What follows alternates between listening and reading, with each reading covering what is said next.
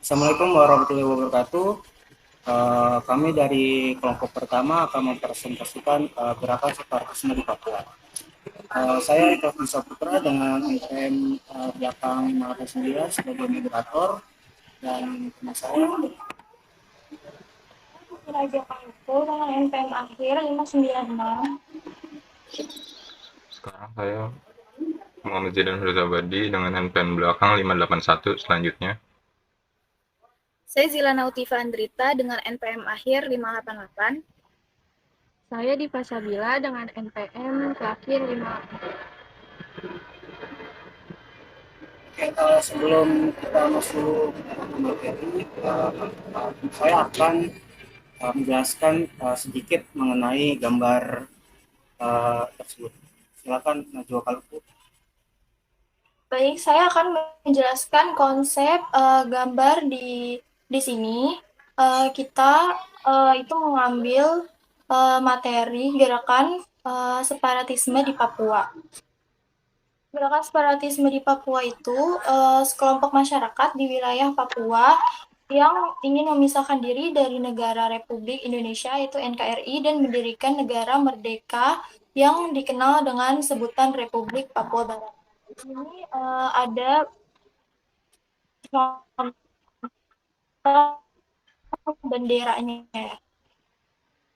di slide selanjutnya.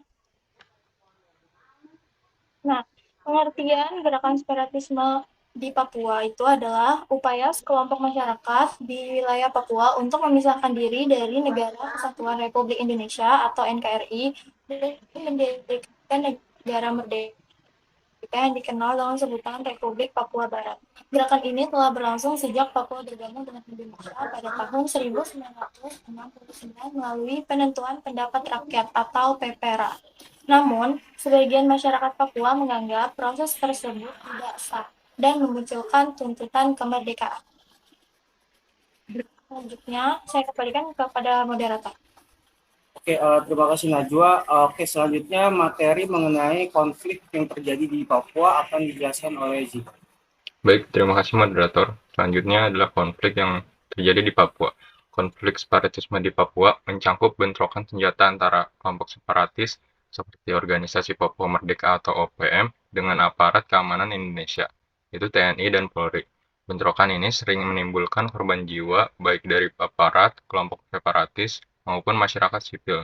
Selain itu, terjadi juga aksi demonstrasi menuntut referendum kemerdekaan, pembakaran fasilitas umum, dan ketegangan sosial antara penduduk lokal dengan pendatang.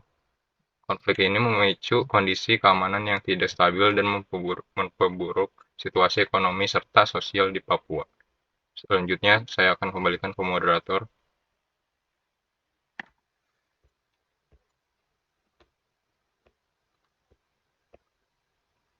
Oke, terima kasih Zidan atas penjelasannya mengenai konflik.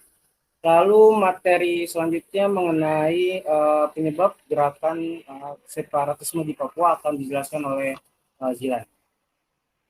Baik, terima kasih moderator. Di sini saya akan menjelaskan tentang penyebab adanya gerakan separatisme di Papua. Nah, ada beberapa poin penyebab dari gerakan ini.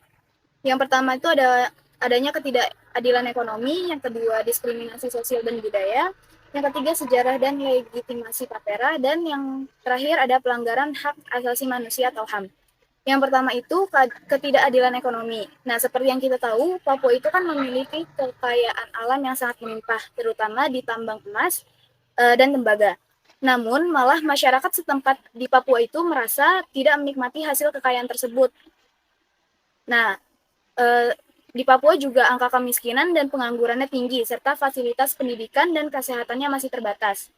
Ketimpangan ekonomi ini menimbulkan rasa ketidakpuasan dan keinginan untuk mengelola sendiri kekayaan alam di Papua.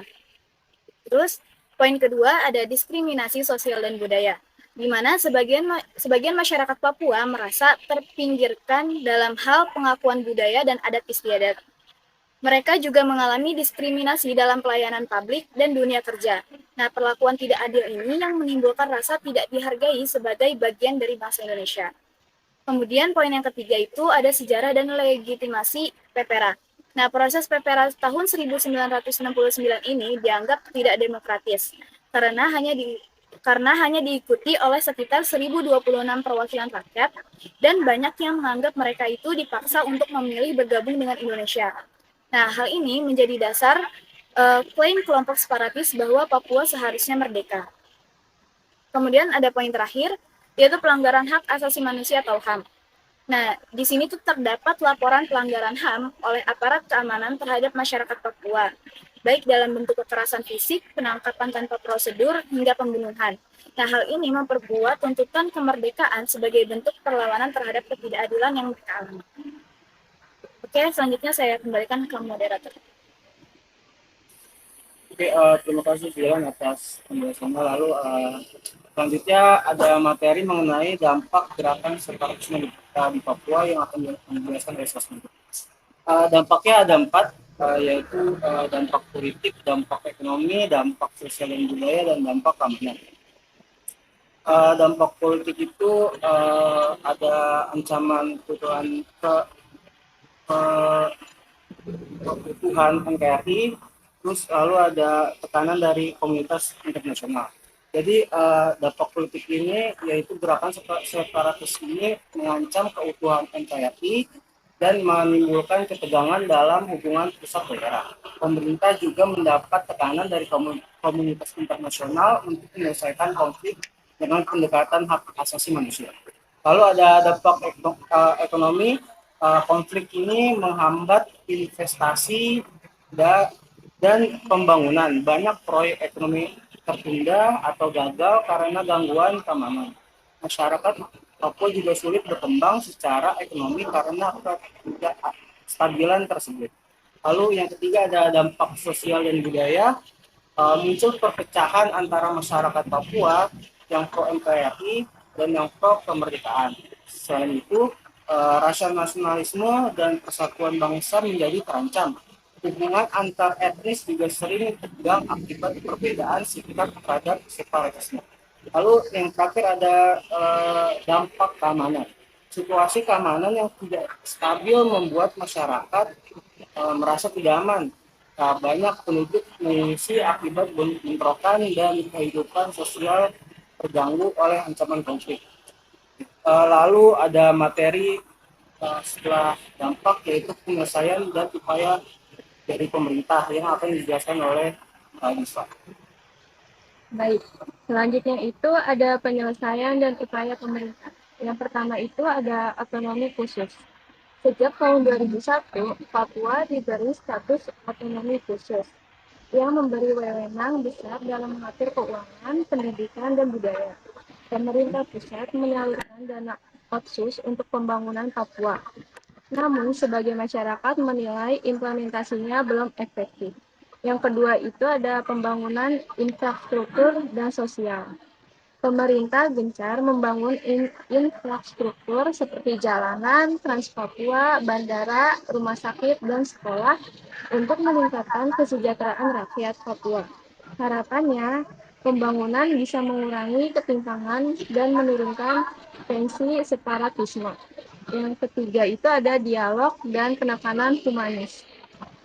Pemerintah berupaya melakukan pendekatan dialog dengan tokoh masyarakat dan gereja, serta menjamin perlindungan hak asasi manusia. Pendekatan ini diharapkan bisa meredakan konflik dan mendorong rasa memiliki terhadap Indonesia. Dan yang terakhir itu ada penegakan hukum dan keamanan. Pemerintah tetap melakukan operasi keamanan terhadap kelompok bersenjata yang mengganggu stabilitas, dengan tujuan menjaga kedaulatan negara dan melindungi masyarakat sipil dari ancaman kekerasan. Selanjutnya saya kembalikan ke moderator. Oke, begitu saja presentasi dari kelompok kami mengenai materi gerakan separatisme di Papua. Sekian, wassalamualaikum warahmatullahi wabarakatuh.